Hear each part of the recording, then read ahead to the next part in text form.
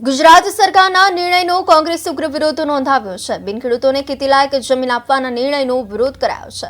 વિરોધ પક્ષના નેતા અમિત ચાવડાએ આ નિર્ણયને રાષ્ટ્રને નુકસાન કરતા ગણાવ્યો છે। મહેસૂલ વિભાગમાં સૌથી વધારે ભ્રષ્ટાચાર થતો હોવાનો આરોપ પણ લગાવવામાં આવ્યો છે। ગેરકાયદેસર ખેડૂતો બનાવવાનું મોટું નેટવર્ક ચાલુ છે તેવું અમિત ચાવડાએ નિવેદન સામે આપ્યું છે। ગુજરાત સરકાર દ્વારા હાલ બિનખેડૂતોને ખેતીલાયક જમીન ધારણ કરવાના નિર્ણયનો કોંગ્રેસે ઉગ્ર વિરોધ નોંધાવ્યો છે।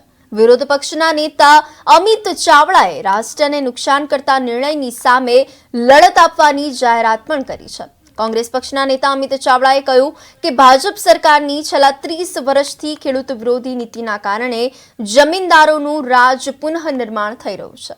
ગૌચર, સરકારી પડતર અને ખેતીની જમીનો મૂડીપતિઓ પાસે જઈ રહી છે, જ્યારે કોંગ્રેસ સરકારે ગરીબ અને પછાત વર્ગના ખેડૂતોએ બનાવ્યા હતા। મહેસૂલ વિભાગમાં સૌથી વધારે ભ્રષ્ટાચાર થતો હોવાનો આરોપ મૂકતા કહ્યું કે ગેરકાયદેસર ખેડૂતો બનાવવાનું મોટું નેટવર્ક ચાલી રહ્યું છે।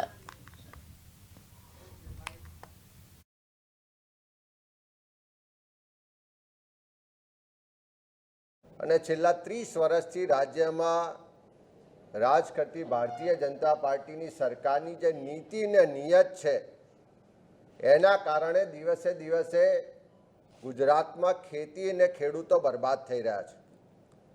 અને એવો જ એક નિર્ણય કરવાનું સરકાર વિચારી રહી છે કે ગુજરાતમાં બિન ખેડૂત હોય એ પણ ખેતીની જમીન ખરીદી શકશે, જેના કારણે જે દૂરોગામી અસરો થવાની છે, જે નુકસાન થવાની છે એના બાબતે વાત કરવી છે। દેશ આઝાદ થયો ત્યારે દેશમાં મોટા ભાગની જમીનો દેશી રજવાડા, ગિરાસદાર, જે ગામ ધણી હતા કે જમીનદારો હતા એમના કબજામાં હતી।